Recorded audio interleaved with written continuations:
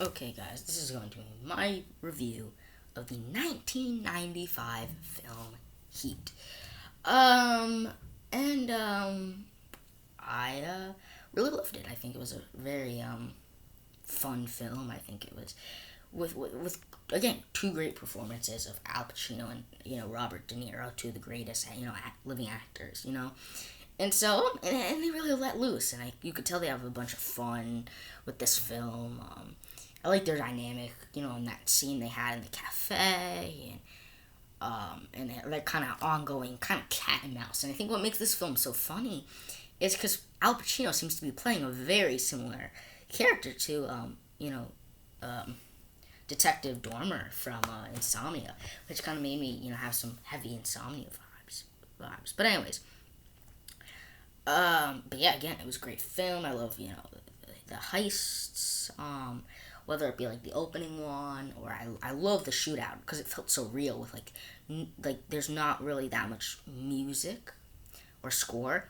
And there's no score at all at that scene. It's just all you hear the sounds of the gunshots flaring out with I think realistic. I think there's again like that certain quality of realism I feel like this film almost has, despite it being a heist action film. And again, like the shootout was great, and I think part of what made the shootout so real is because of the extras and because of their scares on their face and them screaming and them running from the guns and again not having a score and also and always showing the collateral damage. I think that was also cool. But again, great characters. What's like yes, every character every character you would think would get overshined by Al Pacino and Robert De Niro in this film, but I feel like that's not really the case. I feel like whether you think of the Chris character or the daughter character or the wife character or the Chris's wife or the guy who was on parole, the big parole guy, the big the guy with parole who came in later in the film. I think all those characters have their own motivations to them and make them unique. Where I don't think there's any throwaway characters. They're just characters. Because in my opinion, the girlfriend of of the villain, the girlfriend of the thief in the film, her role was just to favor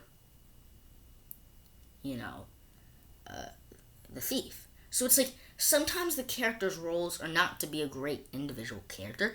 Sometimes the character's roles is to further another character, and I think that's what the daughter plays, or the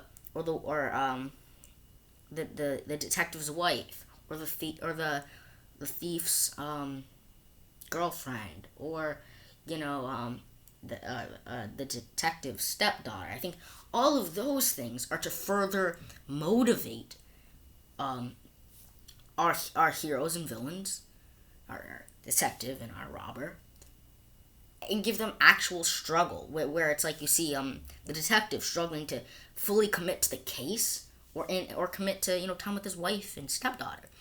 And I think exploring that was really great. On top of it has everything you want. It has great performances, great script and clever script where it's like they're each one step ahead of each other, which kind of cancels each other out.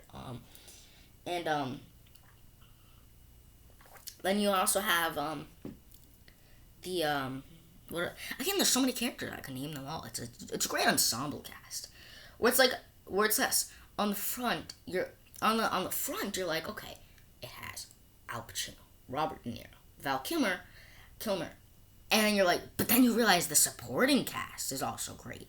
And so I think what you kind of have this great ensemble cast where it's like your big leads may overshadow them, but because of how great of kind of the performances, but also the characters are written well and have something to do and have something to contribute.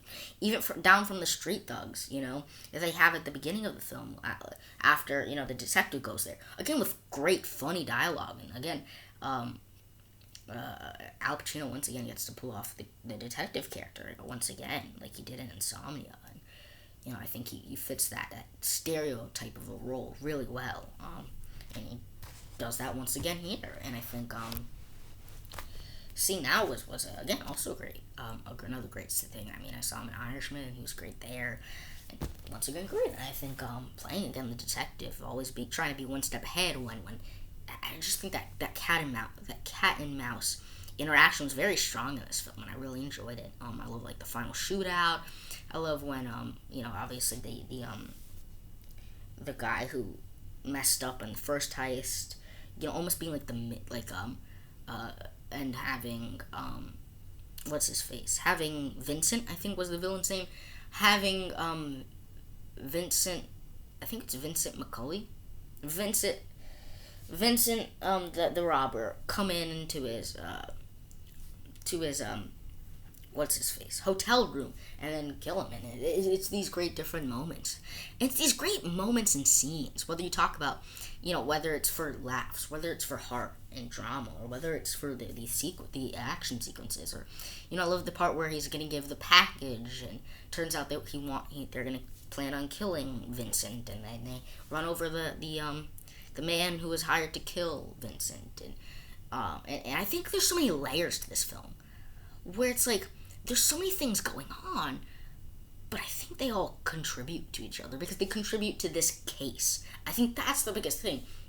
There's so many characters, so many moving pieces, but I think the overall idea is it contributes to the case at hand. Whether you're talking about, the guy they stole the bonds from, or whether you talk about, the detective's wife and stepdaughter, whether you talk about, the guy who came in last minute, or whether you talk about, the street thugs, or whether you talk about, these different characters, I think, all contribute. And Chris's wife, like, you're like, okay, what role does Chris's wife have? But it contributes to each character's motivation, because our three big characters are Chris, Vincent, and totally honest, I forgot Al Pacino's detective's name. Shoot, what was it? Mike? No, because I'm thinking of The Godfather, right? Shoot. I don't even know if they had to have said it, I just didn't pay attention. But yeah, the detective, Chris, and Vincent. So you have that idea of these three characters, because yes, there's the side detectives and the side, there's the Mexican one, and then there's like the older guy, and then the guy who comes in last minute. But it's mainly about those three characters, about the detective, Chris, and Vincent. And those three roles,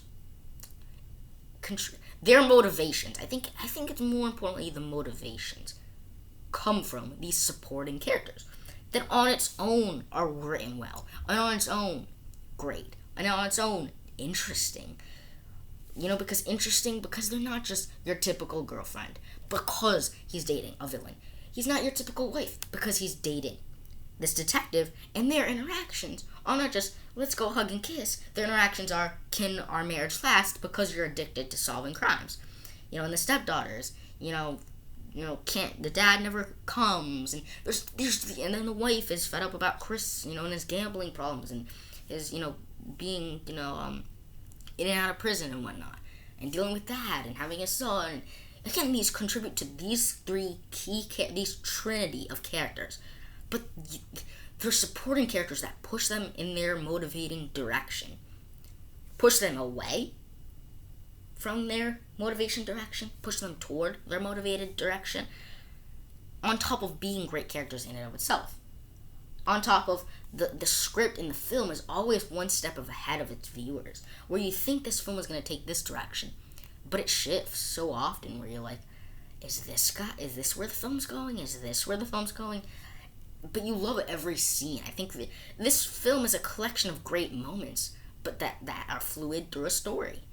And I think I can point out a million great moments in this film, and I think, because I think all these characters consider these characters and locations puzzle pieces to ultimately going to the final shot, ultimately seeing, the detective next to Vincent's dead body. And I love that iconic silhouette of he's staring at the sunrise, or it's probably sunrise at that point, and then you see next to him facing the other direction is Vincent's bloody dead body. And I love his line of I told you I wouldn't be going back. Obviously referring to prison. I love that because I think the cafe scene is great, and I love that they explore the idea that they can't just arrest Vincent and his gang because on what authority? Because I feel like there's so many films that just arrest people because they think they're, guilty when they have no proof. And I think I love that they explore that you can't just go around arresting. God, you can't just go around arresting people. Are they innocent or are they guilty? So that's why, because at first I was like, why is he not arresting him at the cafe scene? Why are you just letting him go? But then you wonder, what authority does he have to arrest him?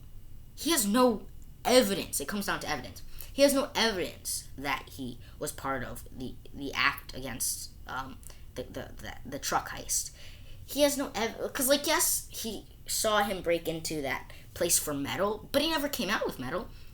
So it's you can't accuse someone of what they were planning to do, because I'm sure there's a bunch of people out there who probably planned on killing someone but didn't end up killing someone. Can you arrest someone? You're not a precog from Minority Report or anything. So it's again, that's what I'm trying to understand is that. So I get that aspect of it, and I love the shot where at first you see all the thieves circling around the cargo lot, and then then the detectives trying to figure out what they did there, and it turns out it was just it was the trap where the thieves are just trying to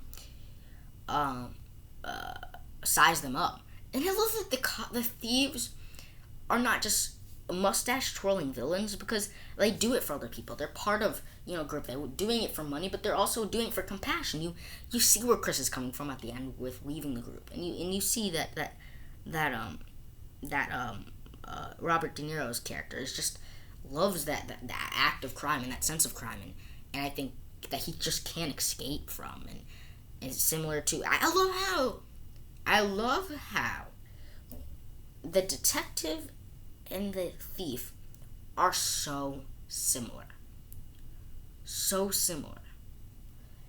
because they're both addicted to doing what they're doing. They're both fully committed to doing what they're doing. He's fully committed on stopping crime, and he's fully committed on causing crime and doing crimes. And I love that great contrast. That makes it so much symbolism. On that note, they'll be willing to leave their wives and girlfriends as that final shot where one of the last scenes where Vincent just leaves his girlfriend alone, and at the same time, Al Pacino's detective was gonna leave his wife if things came, he was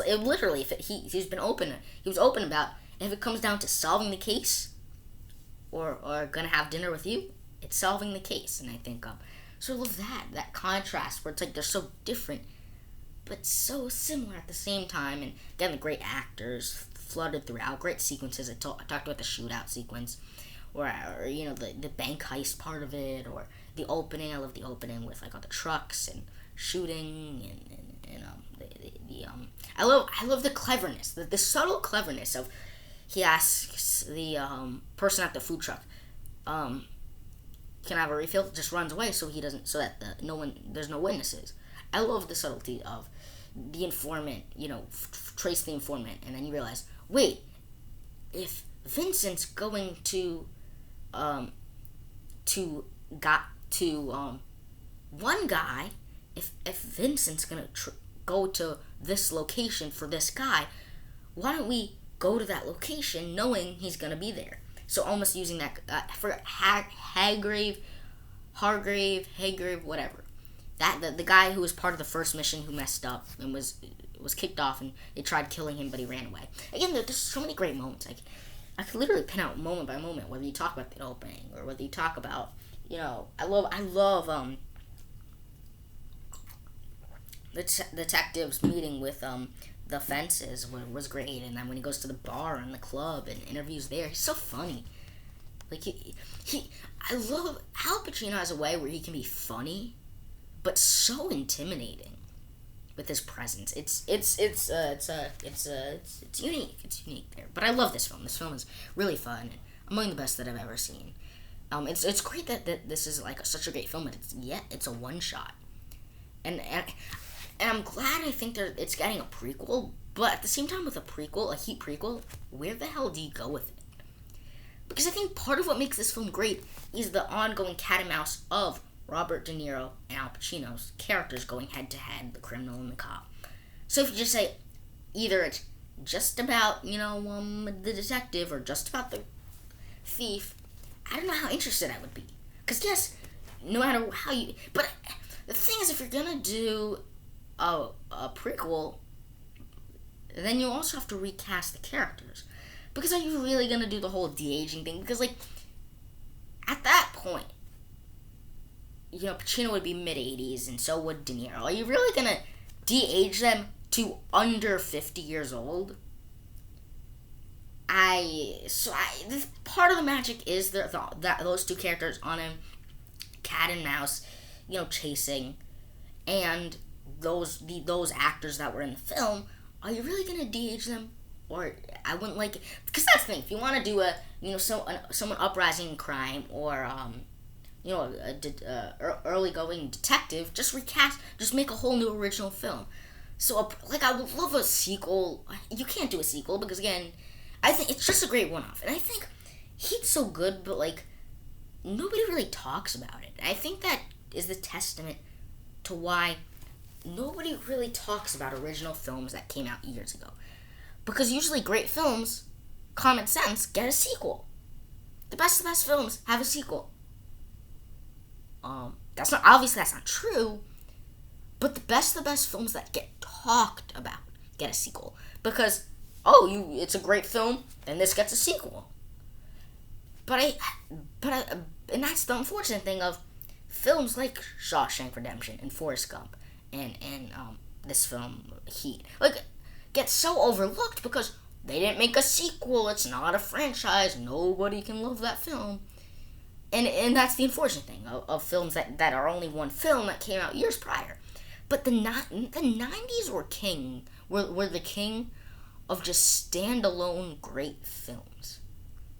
At least up to that point. You know what I mean? It came out, swinging and with Home Alone. Yes, Home Alone became a franchise, so I probably shouldn't count that. But, Forrest Gump, Shawshank, this film, Heat, so many that I haven't seen that I know of, and so I'm really excited to dive into. What else? And then some films are classics because the directors. So I think some of the 90s Quentin Tarantino films are popular because I feel like Quentin Tarantino was one of those directors where they consider it the Tarantino franchise because his films are so similar in taste. But I haven't seen any of his films, so I wouldn't know. But seen trailers and seen clips, obviously. But yeah, stay tuned for whatever it is coming at you.